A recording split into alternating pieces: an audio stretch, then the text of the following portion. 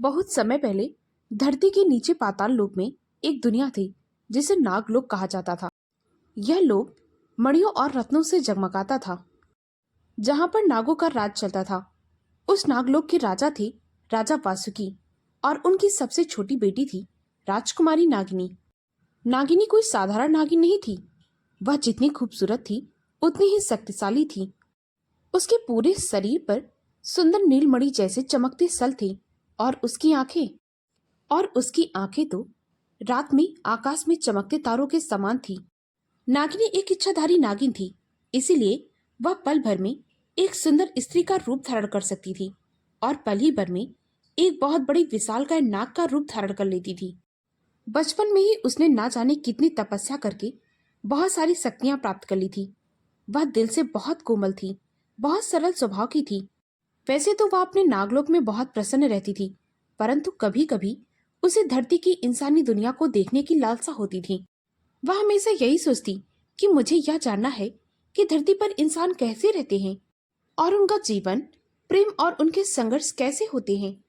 जब कभी भी वह अपने पिता नाग वासुकी से इस बारे में चर्चा करती, उसके पिता उससे यही कहते कि इंसानों की दुनिया बहुत खराब है, इंसान बहुत ही कपटी होते हैं, नागों को उनसे बिल्कुल दूर रहना चाहिए। जब वह अपने पिता के मुख से यह बातें सुनती, तब तो उसके मन में इंसानों की दुनिया को देखने की और लालसा बढ़ जाती। एक दिन पूर्णिमा की रात, जब चंद्रमा अपनी रोशनी पूरी धरती पर बिखेर रहा था, तो उस समय नागिनी ने धरती लोक पर जाने का फैसला किया। उसने एक बहुत ही सुंदर स्त्री का रूप धारण किया, जिसके काले केस और आंखें हिरनी जैसी। वह एक शांत तालाब के किनारे पहुंची, जहां पर सफेद रंग के कमल खिले हुए थे। उसी सरोवर के पास सूर्यपुर नाम का एक राज्य था, जहां के राजा थे राजा विक्रम और उनका एक बेटा राजकुमार अर्जुन। राजकुमार अर्जुन एक नेकदिल इंसान था। वह हमेशा अपनी प्रजा के लिए कार्य करता था। राजकुमार अर्जुन देखने में भी आकर्षित था। राजकुमार अर्जुन को शिकार का भी बहुत शौक था। उस रात वह भी उसी सरोवर के पास में भ्रमण करने के लिए आया था। जब अर्जुन ने नागिनी को सरोवर के किनारे बैठी देखा, तो वह उसकी सुंदरता पर मोहित हो गया, क्योंकि उसने इतनी अच्छी खूबसूरत स्त्री पहले अपने जीवन में कभी नहीं देखी थी। नागिनी को भी सच्चे और नेक दिल वाला राजकुमार अर्जुन पसंद आ गया। उन दोनों ने घंटों बातें की, परंतु नागिनी ने अपने नागिन होने का सच उससे छिपाए रखा। राजकुमार अर्जुन ने भी उस पर कोई संदेह न किया। अब धीरे धीरे वे अक्सर मिलने लगे। उनके बीच की बातें और भी बढ़ गईं। अब वे दोनों छिप छिप कर हर रात मिलने लगे।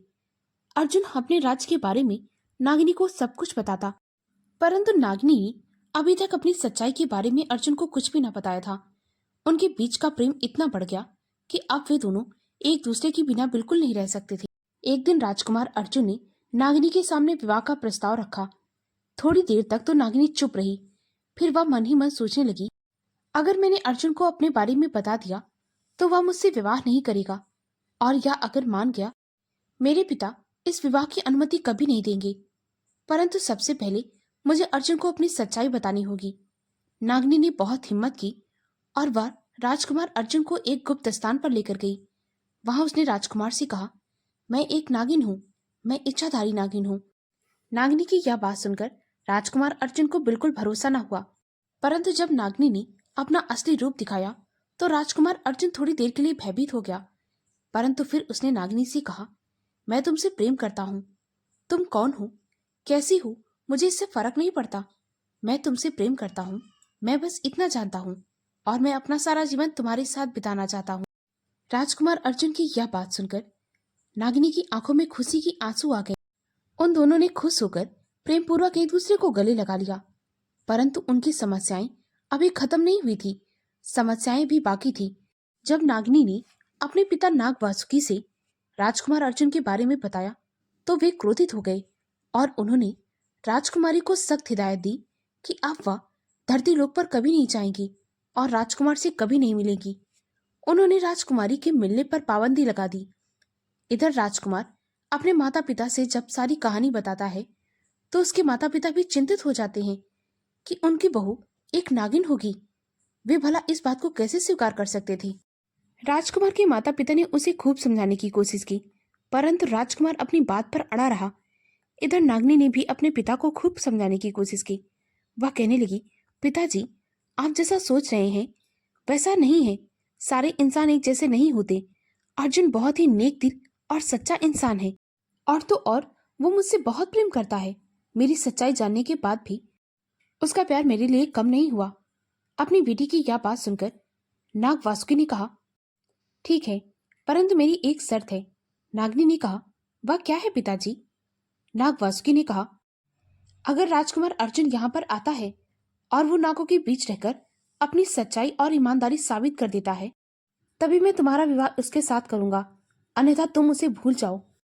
जब नागनी ने यह संदेशा राजकुमार अर्जुन को पहुंचाया तो राजकुमार अर्जुन बिना डरे बिना हिचकिचाए नागलोक जाने का फैसला किया।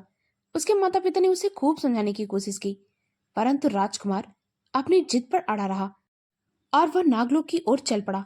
जब वह नागलोक के प्रवेश द्वार पर आया तो नागों का एक बड़ा समूह उसकी प्रतीक्षा कर रहा था। उन नागों ने राजकुमार की तरह तरह से परीक्षा ली। कभी उसे विषैले नागों के बीच से गुजरना पड़ा और कभी उसे राक्षसों से लड़ना पड़ा। ना जाने और उसने कितनी परीक्षाएं दी, परंतु वह डरा नहीं। वह दृढ़ता के साथ सारी कठिनाइयों को पार करता गया। उसने अपनी वीरता से यह साबित कर दिया था कि वह नागिनी से कितना प्रेम करता है और वह उससे विवाह करने योग्य है। सभी नागों ने राजकुमार अर्जुन को नागिनी के लिए पसंद कर लिया। नाग वासुकी भी राजकुमार से बहुत प्रभावित हुए। उन्होंने विवाह के लिए अनुमति दे दी। इधर राजकुमार के माता पिता भी अपनी नागिन बहू को स्वीकार करने के लिए हाँ कर दिया। बड़े ही धूमधाम के साथ राजकुमार और नागिनी का विवाह हुआ। पूरे नागलोक में खुशियां ही खुशियां चारों तरफ फैली हुई थी। दोस्तों, अगर यह कहानी आपको अच्छी लगी हो तो प्लीज मेरे वीडियो को लाइक और शेयर करें। मुझे ज्यादा से ज्यादा सपोर्ट करें ताकि मैं आप लोगों के लिए और भी अच्छी अच्छी कहानियां ला सकूं। कहानी को पूरा सुनने के लिए बहुत बहुत धन्यवाद।